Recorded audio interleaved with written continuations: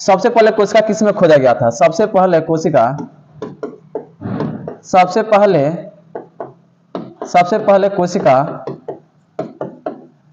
कोशिका किस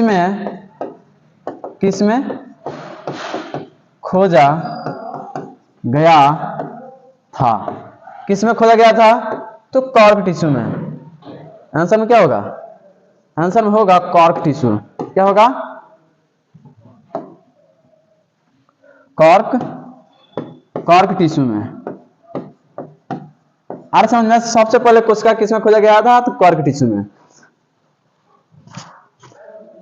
question number 5 यहां से बन सकता है कि कॉर्क टिश्यू कैसा उत्तक था? यहां से कॉर्क टिश्यू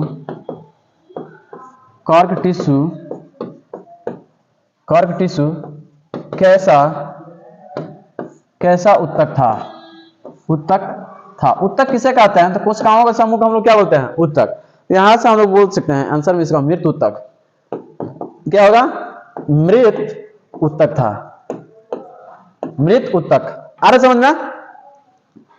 आइए और चलते हैं क्वेश्चन को। मृत उत्तक था, तो एक यहां से क्वेश्चन नंबर 6 बनेगा।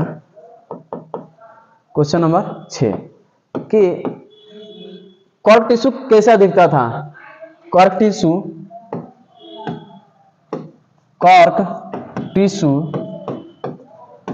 कैसा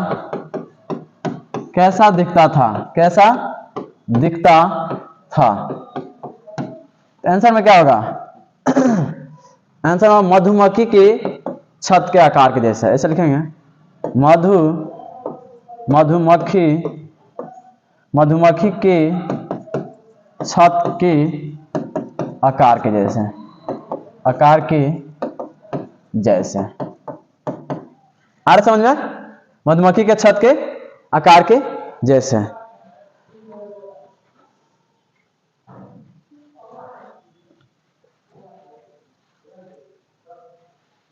आ रहे यहां तक समझ में आया? आइए हम लोग इसके आगे बढ़ते हैं। अब मधुमक्खी के छत के आकार के जैसे।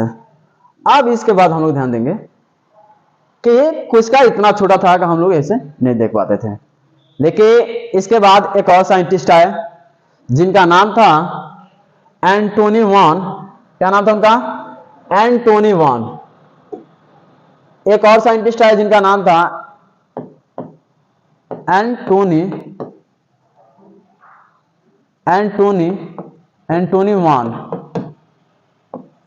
Von Leeuwenhoek. क्या नाम था उनका? Antony von Leeuwenhoek. क्या नाम था उनका? Antony von Leeuwenhoek.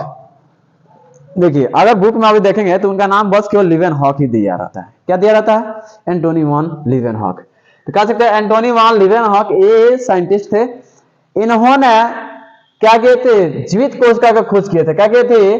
जीवित कोशिका का खोज किए थे। जीवित कोशिका का खोज किए थे। कौन खोज किए थे? तो एंटोनी वॉन लीवेनहॉक। क्या नाम था उनका? एंटोनी वॉन लीवेनहॉक ने जीवित कोशिका का खोज किया। ऐसा पूछा गया मृत कोशिका का खोज किसने किया था? तो रॉबर्ट हुक। और जीवित कोशिका का खोज एंटोनी वॉन लीवेनहॉक। मृत कोशिका का खोज कब हुआ था? तो 1667 में। तो जीवित कोशिका का खोज कब हुआ? तो जीवित कोशिका का खोज 1674 में हुआ था। जीवित कोशिका का खोज कब हुआ था? 1674 ईस्वी में। आ रहा समझ में? जीवित कोशिका का खोज कब हुआ था? तो 1674 ईस्वी में। देखिए, कोई भी चीज जब रिसर्च खोज होने लगता है, या चाहे कोई भी काम अगर अलग टाइप से होने लगता है, तो उसका नकल लोग बहुत सारे क्या करते हैं? करना शुरू कर देते हैं। तो जो रॉबर्ट हुक थे, इन्होंने तो मृत कोशिका का खोज कर दिया था, लेकिन मृत कोशिका कॉर्क टिश्यू में खोज किए थे। उन्होंने कॉर्क टिश्यू कैसा दिखता था आप लोगों को आइडिया होगा कि ना? लेकिन कॉर्क टिश्यू अभी का जो देखे होंगे, अभी आप लोग के एरिया में पंप सेट वगैरह होगा। पंप सेट, उस पंप सेट में देखिएगा तो ऊपर से एक लकड़ी डाल दिया ताकि उसमें इकड़ा वगैरह ना गिरे, इकड़ा कूड़ा करकट उसमें ना गिरे। तो जैसा होता ना वैसा ही उस टाइम के कॉर्क टिश्यू था, और उसमें से उन्होंने छोटा सा काट के माइक्रोस्कोप पे नीचे रखे थे। कि हाँ कहां पर रखे थे, माइक्रोस्कोप के नीचे। तो प्रकाश सूक्ष्मदर्शी उससे बोलते हैं माइक्रोस्कोप। उसमें जो भी चीज होता है माइक्रोस्कोप में, ये ऑलमोस्ट 300 से, माइक्रोस्कोप ये होता है 300 से 1500 गुना बड़ा दिखाई देता है। कितना दिखाई देता है, 300 से। अगर कोई भी चीज अगर माइक्रोस्कोप के नीचे रखेंगे, माइक्रोस्कोप के नीचे रखेंगे, तो कोई भी पदार्थ, कोई भी वस्तु उसके नीचे कितना बड़ा दिखाई देगा, तो 300 गुना से लेकर 1500 गुना बड़ा दिखाई देगा।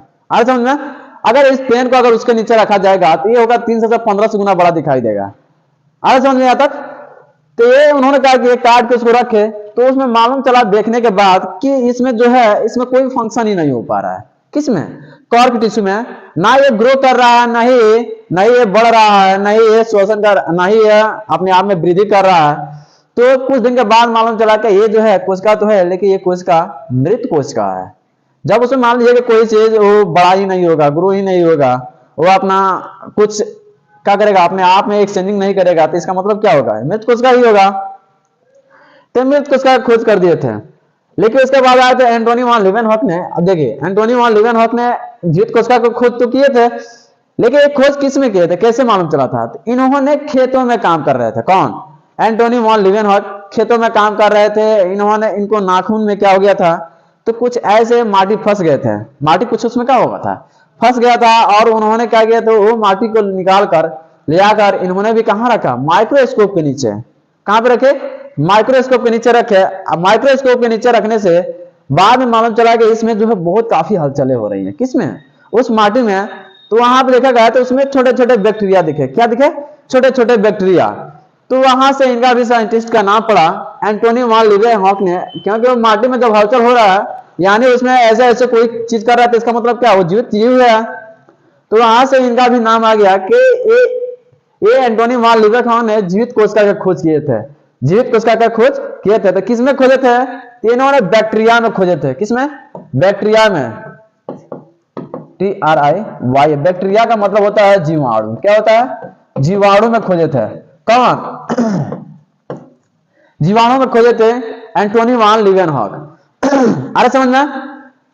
तो एंटोनी वान लीवेनहॉक ने क्या किए थे, तो जीवित कोशिका खोज किए थे। कब, तो 1674 ईस्वी में। किसमें, तो बैक्टीरिया में खोज किए थे। अरे समझ में? तो यहां से इनका क्वेश्चन बन गया, तो जीवित कोशिका का खोज किसने किया था, अच्छा यहां से 7 लिख लीजिएगा, यहां से 7 नंबर क्वेश्चन हो जाएगा। यहां से 7 नंबर कोशिका होगा, 7 नंबर क्वेश्चन होगा कि प्रकाश सूक्ष्मदर्शी से कोई भी वस्तु कितना बड़ा दिखाई देता है। प्रकाश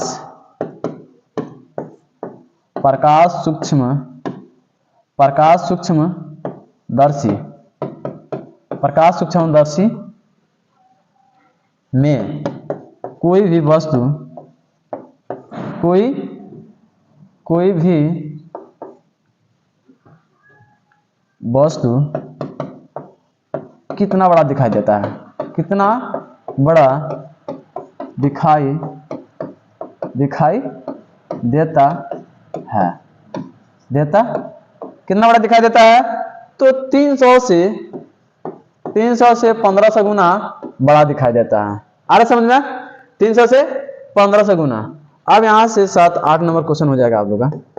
8 नंबर, जीवित कोशिका का खोज किसने किया था, जीवित कोशिका का खोज, जीवित कोशिका का खोज किसने किया था, किसने किया था, उनका नाम क्या था, उनका नाम था एंटोनी वान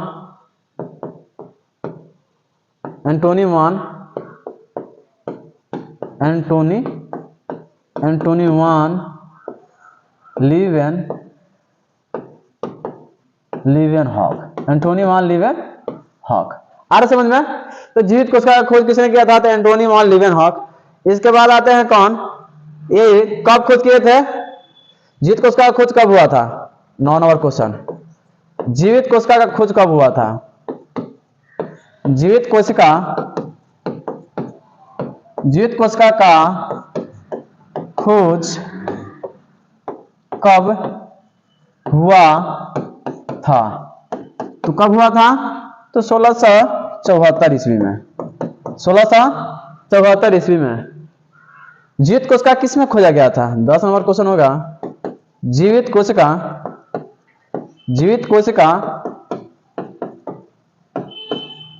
किस में खोजा गया था? किस में होगा? हम कह देंगे बैक्टीरिया में। देखिए कहीं बहुत सारे जगह पे बैक्टीरिया लिखा रहता है, बहुत सारे जगह पे जीवाणु, दोनों में से कोई आंसर हम लिखते हैं। तो यहां से लिख देंगे बैक्टीरिया, BACTRIA। बैक्टीरिया कहने का मतलब होता है जीवाणु। क्या होता है? जीवाणु। आ रहा समझ में यहां तक?